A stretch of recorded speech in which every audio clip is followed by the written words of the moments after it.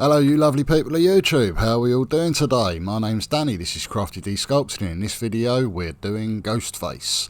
Now my daughter has asked me to do this for absolute ages. She's been bugging me, and I finally got around to doing it for her, as it is her birthday this month. So this video we're doing Ghostface. So sit back and enjoy. Hope everyone hits that subscribe button for me, as it really does help out, and if you're still watching this before I'm up to 500 subs, then hitting that sub button will actually automatically qualify you for one of my sculpts, as I'm giving one of my sculpts away as soon as I hit 500 subs. So yep, you know what to do. Also hit that like button and leave a comment below if you'd like. Anyway, without further ado, let's get into the video. And we are back, and as always starting off with the armature. As you can see, we've got our trusty armature wire here. We're going to snip off our desired length that we need. We're going to bend it in half and put it into shape. Make sure it goes in our block of wood. There we go. Yep, that's how we want it. Now we're going to add some arms. So we've cut off another bit of armature wire, and we're just going to literally bend this around and lock it into place. There we go, that's all bent round. Now we're just going to lock it into place with the pliers. Add a little bit more for the head just in case we need it. Don't actually end up needing it in this one, but we just put it on there just in case. Now we're just going to secure that in place with a little bit of floral wire, and we're just going to squish all that down. Alright, now we've got that done, we can start bulking out the body a little bit. So we're using a little bit of tin foil, aluminium foil, aluminum foil for our American friends, and we're just going to squish all that into place. There we go, and we can start building up from there. So as you can see, I've added a little bit more tin foil, and now we're just going to add some around the arms as well. There we go, just locking all that down. Looking good. Alright, there we go. Right, we can start moving on to some clay. And we are going to be bulking out the body with a little bit of Super Sculpey first of all. Bosh. There we go. So we flattened some of that down in the pasta maker, and we're just going to get the first layer on. Doesn't have to be pretty this part, we're just getting our foundation laid for the next part. So we're just going to quickly get his basic shape found before we put him in the oven. Right, before we do that though, we are just going to work on some shoes. So I did pre-make one off camera, and I'm using that as my template for this one. Now I've just squished it into place, and we're just going to mark out all the tongue and where the laces would be, basically. There we go, just simply using a silicone wedge tool. Now we can put in where the laces would be, and we'll add the laces in later. But for now, there's the shoes. So we're just going to push them into place, put it back in the block of wood. Now we're just going to add a little bit of supporting clay around the rest of the leg.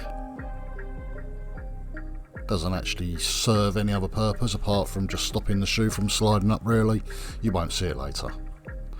Right, now we have got a couple of pieces that we've put through the pasta machine, and we've stitched them together.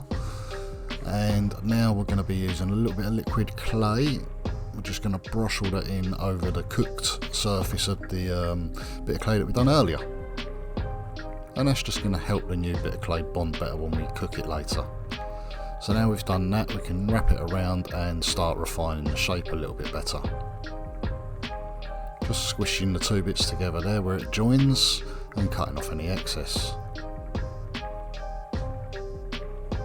Right, now we can start refining around the waist, finding where the waistline will be. We will be adding a belt later. Cutting off any bits that we don't need, and squishing it all down and making it look pretty. There we go, now he's starting to take shape a bit more. Right, now with this one, he has a very frilly part at the bottom of his cloak, so we're just going to be cutting in all them sections there with a pair of scissors. Now I do continue this all the way around, even though I don't show it going all the way around here. But there we go, there's the general effect that we're looking for. Right, we can start moving on to the head. So we've just got a ball of clay, and we're just going to start shaping this with our fingers first of all, just to get that generic shape of Ghostface's mask. Now we've just got the basic shape together, we can squish it into place, make sure it fits and make sure the proportions are right before using various tools just to open up the mouth and put the eyes in place. But starting off with the mouth, we're just using a ball stylus here, various different sizes, just to squish, push, pull, whatever you want to say, just to make that shape that we're looking for. Now we've done that, we can move on to the eyes, and now we've just attached a little bit more clay, and then we can dig into that with a ball stylus again. Right, there we go, it's coming together nicely now. Added a little bit more where we needed it, squishing it all down and just refining that shape nicely. Starting to take shape, and you can start to tell what he is now. Adding in his nose, and again just following the same routine, just squishing, pushing, pulling, just getting that general shape that we're looking for until we have that nose. Right, now we're on for his hood. Now we've just got a flat bit of clay that we've put through the pasta machine, cut it down into shape a bit better, and then we're just going to push and pull until we find that shape again. Push down the back and just blend it all into the back. Again, you won't see that later on because it all blends into the cloak. Right, now we've done that, we can start getting some creases into his cloak. And we've just used sausages of clay, just got them into place, and we're just gonna actually just refine them in with the ball stylus yet again. On for his hands now. Now, if you haven't, I have made a dedicated, should I say if you haven't seen it, I have made a dedicated video to how I do hands. So, yep, if you want to see that, I will add the link in description.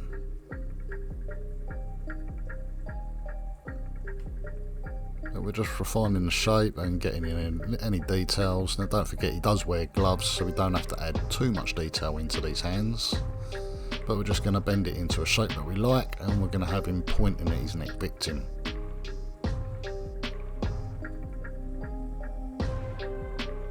Right, now we've done that, we can get it into place and then finish his arms off.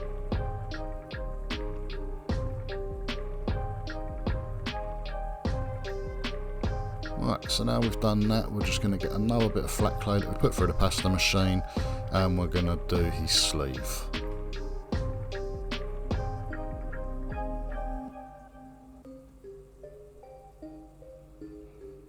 We're adding a bit of detail now, just using the back of this tool, just to push in some creases. And we can refine them in a little bit later with a silicone tool. But for now, we're moving on to his knife, which I've just simply made out a bit of cos clay. Now we're using cos clay because this hasn't got any armature wire in it, and it will just hold that rigidity a bit better. It won't break as easily as using Super Sculpey, for instance.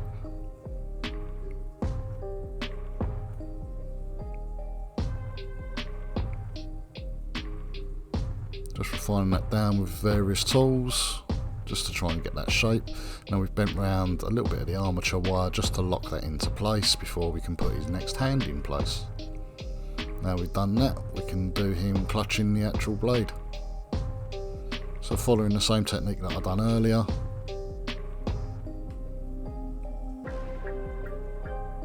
And we can refine that a bit more with various tools again.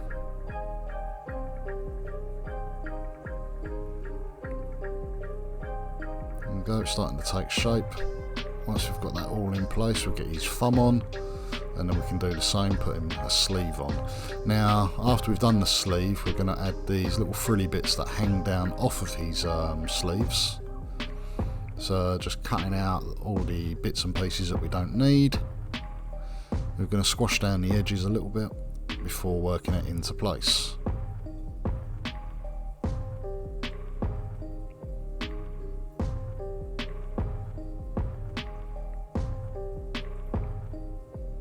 There we go, that's all in now.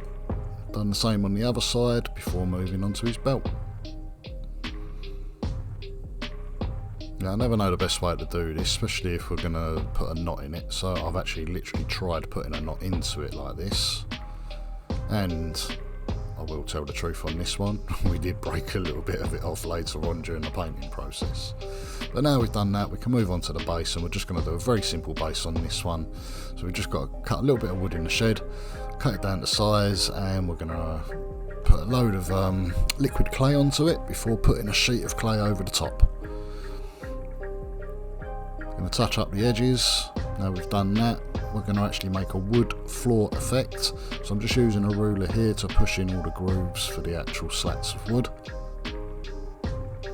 And then we're just going to push down any rough edges and make it look a little bit better.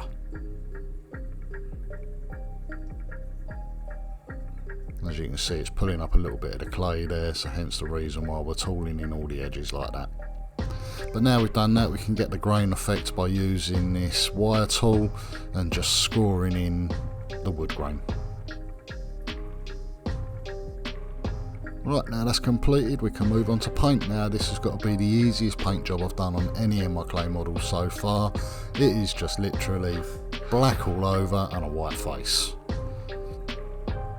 I won't bore you too much with the painting, but there we go, just so you can actually see that I'm just going over. We've done a couple of coats of black because it was a little bit patchy after the first one. Moving on to the mouth.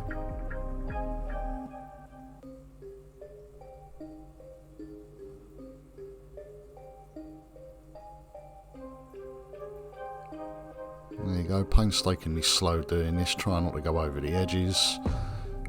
Getting the eyes done in the same fashion, using one of the smaller brushes that I've got just to get in there before moving on to the base. Now we've gone over with a nice brown colour, get all that in there, make sure we're getting all the grooves before moving on to a black wash. Now I've just sprayed a load of black wash over the top, and we're just going to brush it all in before working it off with a paper towel.